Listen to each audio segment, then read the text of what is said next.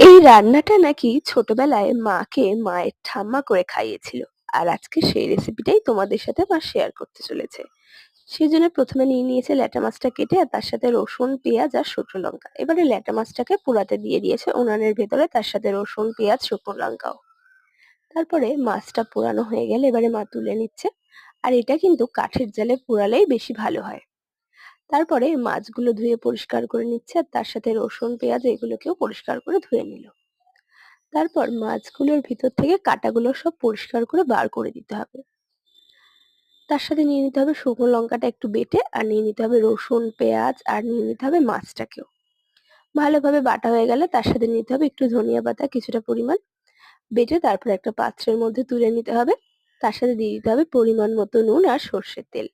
দিয়ে ভালোভাবে মেখে নিন, আর গরম ভাত দিয়ে খেয়ে দেখুন ল্যাটা মাছ পোড়া অসাধারণ স্বাদ।